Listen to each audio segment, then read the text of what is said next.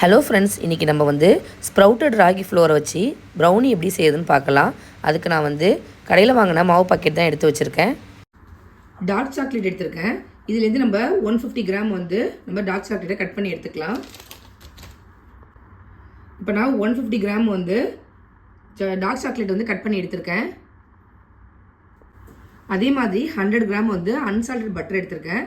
இப்போ இது ரெண்டையும் சேர்த்து நம்ம டபுள் பாயிலிங் மெத்தடில் மெல்ட் பண்ணிக்கலாம். இப்போ ஒரு பவுலில் 2 முட்டையை உடச்சி உள்ளே சேர்த்துக்கிறேன்.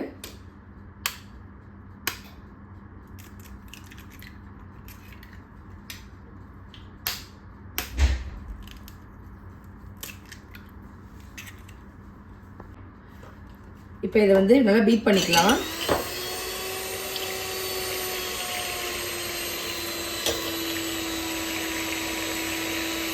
லோ ஸ்பீடில் ஒரு 2 நிமிஷம் நல்லா பீட் பண்ணிக்கோங்க. ஃபஸ்ட்டு இந்த மாதிரி நல்லா கலர் சேஞ்ச் ஆகி வந்ததுக்கப்புறமா இதில் நான் 1/2 கப்புக்கும் கம்மியாக வந்து நாட்டு சர்க்கரை எடுத்து வச்சுருக்கேன். அதையும் இது கூட சேர்த்து பீட் பண்ணிக்கிறேன்.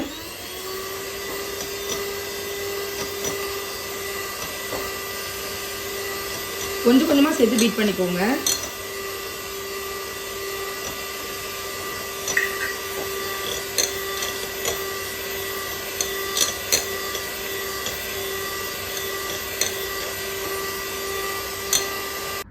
நம்ம சேர்த்த எக்கும் நாட்டு சர்க்கரையும் இந்த மாதிரி நல்லா ஒன்று சேர்ந்து வரணும். அந்த அளவுக்கு பீட் பண்ணிக்கோங்க. இப்போ இதில் கொஞ்சமாக வெனிலா எசன்ஸ் சேர்த்துக்கிறேன். சேர்த்துட்டு இதையும் பீட் பண்ணிக்கோங்க. உங்களுக்கு வெனிலா எசன்ஸ் வேணாம் அப்படின்னா நீங்கள் வந்து ஸ்கிப் பண்ணிக்கலாம். இல்லை எக்கோட ஸ்மெல் வரும் அப்படிங்கிறதுக்காக தான் சேர்த்துருக்கேன். இப்போ இது கூட நம்ம மெல்ட் பண்ணி வச்சுருந்த டார்க் சாக்லேட்டு பட்டரை மிக்ஸையும் சேர்த்துக்கோங்க.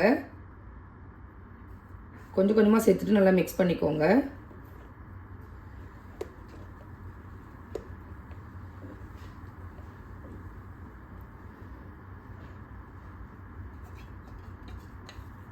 இது நல்லா ஆறுனதுக்கு அப்புறமா தான் நம்ம சேர்க்கணும்.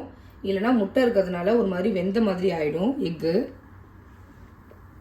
இது நல்லா மிக்ஸ் பண்ணிவிட்டு இது கூட நம்ம வந்து ராகி பவுடர் வந்து சேர்த்து மிக்ஸ் பண்ணிக்கலாம்.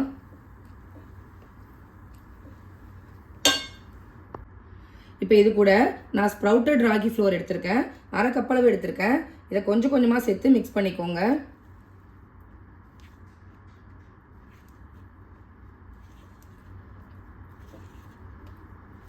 சேர்த்த மாவு நல்லா மிக்ஸ் ஆனதுக்கப்புறமா அதுக்கப்புறமா சேர்த்துக்கோங்க.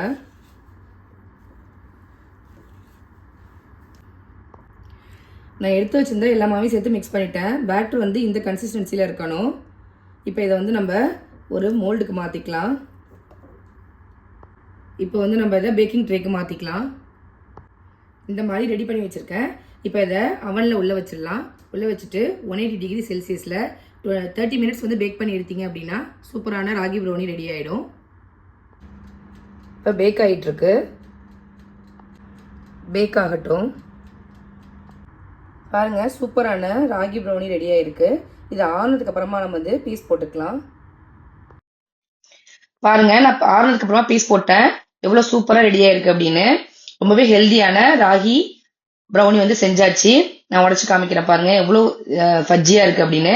நீங்களும் இதே மாதிரி உங்கள் வீட்டில் செஞ்சு பார்த்துட்டு எப்படி இருக்குது அப்படிங்கிறத கமெண்ட் பண்ணுங்க.